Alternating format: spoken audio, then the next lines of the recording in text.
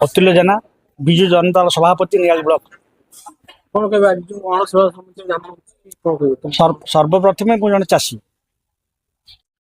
यही सोसाइटी ये अण सोसाइटी मुझे पंजीकृत कर निजर चाष अच्छी चाष पंजीकृत करी चाषी हिसाब से आसम समस्त मोर चाषी बंधु मान को एवं सांबादिक बंधु मान को अन्य जो बंधु मान आस समस्त मोर प्रथम स्वागत अभिनंदन। आज बहु विलंब आज जो मंडी आम आरंभ होती कारण जनवरी प्रथम आरंभ होगा कथा 20 दिन विगत हो जाइए। सरकार कौन कि प्रकार निष्पत्ति ना बहुत लेट आरंभ कर प्रथम से सरकार आमको ये बहुत असुविधा पकड़ आम पंजीकृत कला चाषी मैंने बहुत हैरान है पुणी सार जो प्रकार संकट देखा से चाषी मैंने हैरान है। आज धान बिक्री करने सरकार जो प्रकार व्यवस्था कर चाषी असुविधा पड़ते आम सरकार नवेदन करे ए वर्ष लेट विलंब आरंभ कले सुरखुरी समस्त चाषी धान दे पारे आम नवेदन करुँ लेट्रे हेले सी नापी आम समस्त नवेदन कर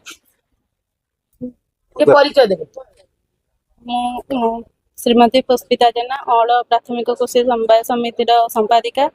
आज आम 2025-26 खरीफ धान किଣା आरंभ होची। आज आमर 19 जन चाषी की डाकिचु 800 क्विंटाल भाया उठेयार व्यवस्था रही। कटनी छटनी कथा उठुची कोन कहबे ना ना एफएक्यू धान चाषी आनले तादर किछि कटनी चटनी किछि व्यवस्था ना। नमस्कार मो सुशांत कुमार नायक अण सेवा समवाय समिति सभापति। सर्वप्रथम मो सरकार पर आपत्ति करुच्ची जे धान उठिया बहुत विलम्ब हेले सत्वे किभली भाव में से समस्त चाषी मान धान ने से आम आकृत नवेदन करुचु एवं आज ए मंडी को जिते कृषक बंधु मैंने आसछन्ति मो समितिर बोर्ड डायरेक्टर मैंने आउ आरएमसी स्टाफ सांबादिक बंधु समस्त की गुरुत्वपूर्ण अभिनंदन जनाऊँ।